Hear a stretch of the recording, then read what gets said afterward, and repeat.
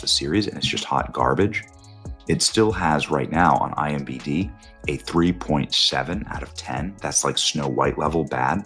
It's the worst thing that Disney streaming has ever produced. So these are the reviews on IMDb. You can see here, 52% now giving it a 1 star. Yeah, and it's like the real Tony Stark gets like back somehow, and there's like a moment where she's flying through and he's like, who is that? And she's like, I'm Ironheart, Mr. Stark. And he's like, I like that girl. And then he like goes to do something else. Like that would be like the level of something that I think would possibly happen. That is all ego. You would never find me with an ego like that. Not with my fallopian tubes. Ironheart is practically unwatchable. Toot toot, Jerry laughs. Yes, there is an alphabet character. When Ironheart finally dropped its final batch of episodes on Disney+, Marvel fans were expecting a bold new direction. Something fresh, meaningful, and worthy of the Iron Man legacy. What they got instead was something else entirely. By the time episodes 4, 5, and 6 rolled out, it was clear the show had completely flatlined. Ratings were dismal.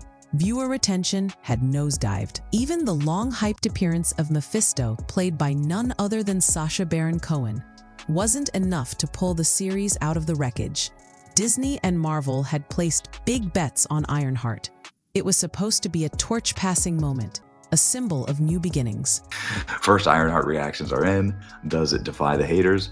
Or is it another skippable series? It's always about you, right? It's always about the audience. It's amazing. It doesn't matter if it's the 2024 election or whether it's a Disney streaming product.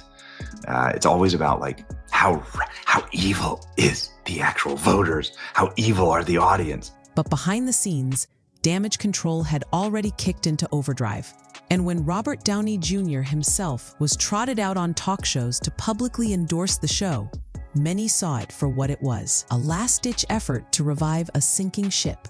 The truth? No amount of celebrity. As backlash intensified, Dominique Thorne, who plays Riri Williams, stepped into the spotlight.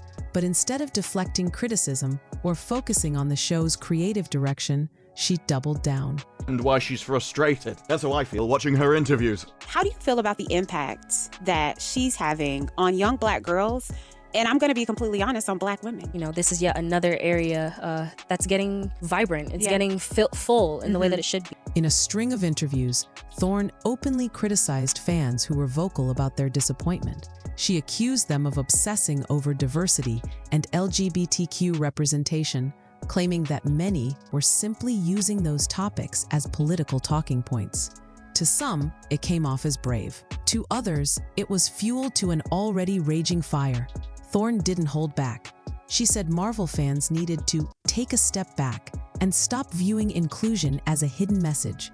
She proudly defended characters like Slug, one of the first openly drag characters with major screen time in the MCU, and Jerry Blood, played by a trans actor.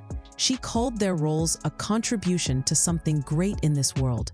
Her words weren't just a defense of the show. They were a clear line in the sand.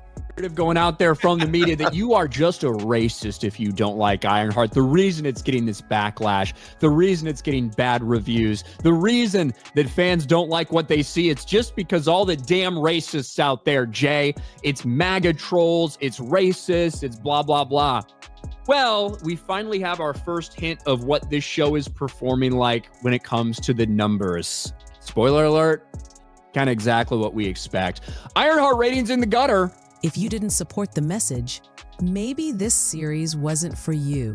And with that, the divide between creator and audience grew even wider. Dominique Thorne's statements didn't land quietly. Instead, they exploded across social media, Reddit threads, and YouTube comment sections. Many fans weren't just upset about the messaging. They felt like the story itself had taken a back seat. The overwhelming sentiment that Ironheart prioritized social themes over quality storytelling. Critics pointed out that the show's writing, pacing, and character development felt rushed or underbaked. It deserves your attention. Ironheart deserves your attention. That's how I knew. I was like, oh, they are desperate to get people to watch this damn show. But after I did my reaction, I kept getting, hey, it wasn't that bad. I just watched it. Hey, I just watched the first 3 episodes. It wasn't that bad. Even the inclusion of Mephisto, played by Sacha Baron Cohen, was seen as wasted potential. What should have been a game-changing reveal felt like an afterthought in a narrative already overwhelmed with messaging. Fans questioned how a character as monumental as Mephisto could be introduced and still not elevate the series. Thorne's defense of prioritizing DEI and LGBTQ themes above story elements, as she put it, only deepened the frustration. To some, it wasn't about the presence of diversity. It was about the execution. Marvel has introduced groundbreaking characters before without polarizing the fan base. So what went wrong here? The answer, for many, boiled down to one word: balance. And Ironheart, in their eyes, had lost it. With the backlash mounting and the reviews of Ironheart episodes 4 through 6 failing to spark any momentum, Marvel Studios and Disney found themselves in full-blown damage control mode. Kevin Feige and Bob Iger reportedly began working behind the scenes to counter the wave of negative sentiment. Internal memos urged fans to ignore hostile reviews and not trust entertainment trades, pushing instead for direct engagement on social media. Even more telling was the studio's strategic use of Robert Downey Jr., the face of the original MCU. In recent weeks, RDJ appeared on multiple talk shows praising Riri Williams, calling her a worthy successor to Tony Stark's legacy. This move, though clearly orchestrated, showed the level of concern within Marvel's executive suite. It wasn't just about saving Ironheart. It was about protecting what came next, including Armor Wars, Young Avengers, and even the high-stakes Fantastic Four reboot. Still, the PR push fell flat for many viewers. No amount of celebrity endorsement could fix what they saw as fundamental flaws in character development and storytelling. Even hardcore Marvel fans began questioning the studio's priorities, wondering if storytelling was now being led by optics and social media approval instead of a strong narrative foundation. As the backlash intensified, Ironheart star Dominique Thorne stepped into the spotlight, not to defend the show's quality, but its message. In a now widely discussed interview, Thorne doubled down on her belief in the importance of the series, saying, "Marvel fans just need to take a step back and stop focusing on our support for diversity and LGBTQ and claiming that as some kind of hidden agenda." She insisted the criticism was political in nature and dismissed detractors as people who simply don't understand the value of inclusive representation. Thorne went on to highlight characters like Slug, a drag comic relief figure, and Jerry Blood, a trans character played by Zoe Terakis, as trailblazing moments for Marvel. According to Thorne, these portrayals were not just important, but central. There are times when it's justified to focus on DEI and LGBTQ above the story elements, she stated proudly. Her comments sparked an even deeper division within the fan base. Supporters praised her for standing firm and defending marginalized voices. Others saw it as proof that the creative direction had shifted away from compelling storytelling and toward activism, intentionally or not. At the heart of the storm was one question: can a story still succeed when the message overshadows the narrative? Dominique Thorne's comments didn't go unnoticed. They acted as fuel to an already blazing fire. Across social media, YouTube, Reddit, and pop culture forums, a tidal wave of fan backlash erupted. For many longtime MCU fans, it wasn't just about Thorne's remarks. It was about a broader pattern: the perception that Marvel Studios was no longer prioritizing gripping storytelling, world building, and character arcs. Instead, some argued it had become a vessel for pushing ideological narratives. Critics of the show pointed to Ironheart as a turning point. They highlighted the show's weak writing, flat performances, and questionable pacing, not as isolated issues, but as symptoms of a studio more concerned with checking a boxes than delivering a satisfying experience. Many argued that focusing disproportionately on a niche percentage of the population, without grounding it in strong storytelling, was alienating the core audience. Fans who voiced concerns were often met with accusations of bigotry or close-mindedness, deepening the schism. On one side stood those who applauded Marvel's efforts to push boundaries and represent marginalized voices. On the other were those who felt their beloved franchise was being reshaped by corporate-driven politics rather than creative vision. This divide wasn't just emotional, it was becoming measurable. Viewer drop-off rates, plummeting ratings, and critical reviews all reflected a mounting frustration that couldn't be ignored. In the face of overwhelming criticism and dwindling viewer interest, Disney and Marvel Studios sprang into action, but not with rewrites or reshoots. Instead, their weapon of choice was damage control. Executives like Bob Iger and Kevin Feige began issuing public statements downplaying the backlash.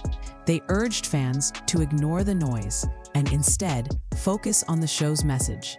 In interviews and at press events, they framed Ironheart not as a flop, but as a brave, creative step toward a more inclusive future in storytelling. Even Robert Downey Jr., the face of the MCU for over a decade, was brought into the spotlight.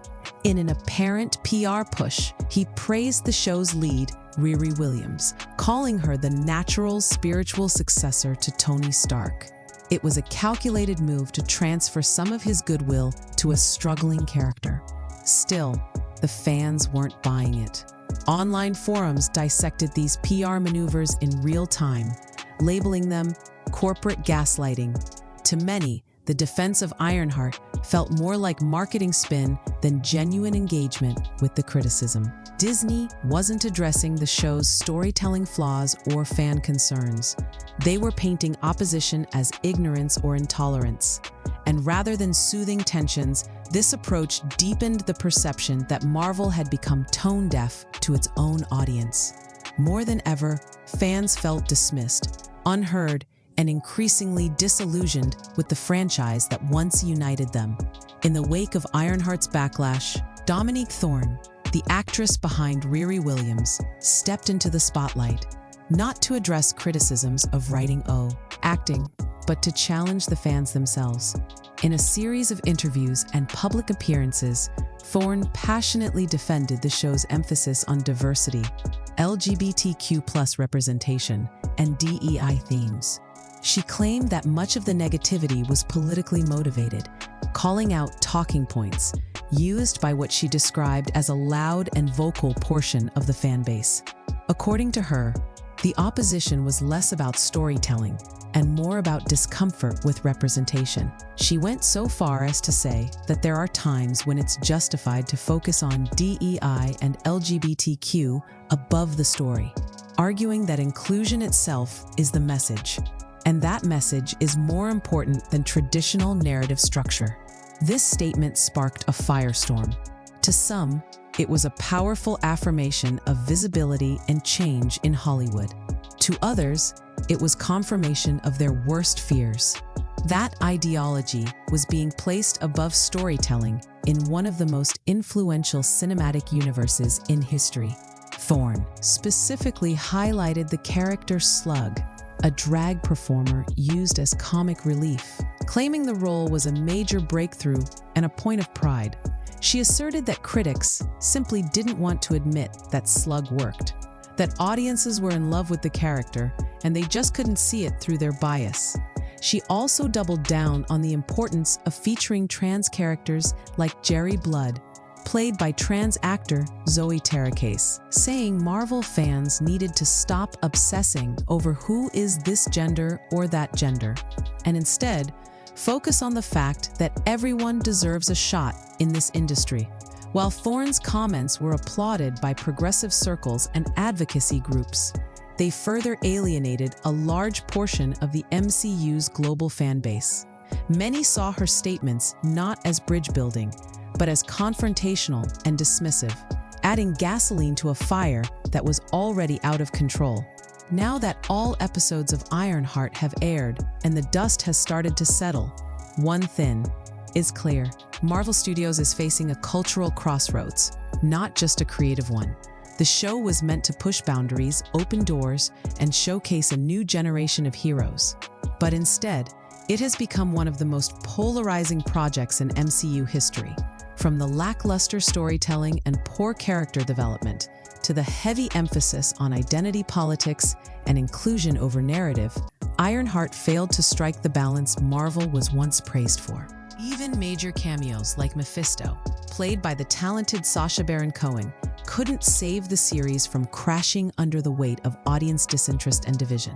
Dominique Thorne's continued defense of the show, while passionate, only fueled the divide, as many fans felt alienated or dismissed for wanting quality storytelling without overt ideological messaging. Meanwhile, Marvel's leadership appears trapped between listening to genuine fan concerns and trying to salvage corporate messaging through damage control. What this means for the future, especially with upcoming tentpole films like Fantastic Four and Avengers: Secret Wars, is still uncertain. But what's undeniable is this: Marvel's once universally beloved universe is now fractured, and it will take more than star power or token representation to win back the audiences they've lost. Now it's your turn. What do you think about the Ironheart series? Do you agree with Dominique Thorne's defense of the show?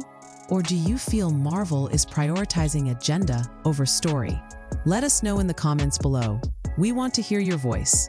If you found this breakdown insightful, hit the like button, subscribe for more deep dives into Marvel and beyond, and share this video to spark the discussion with fellow fans.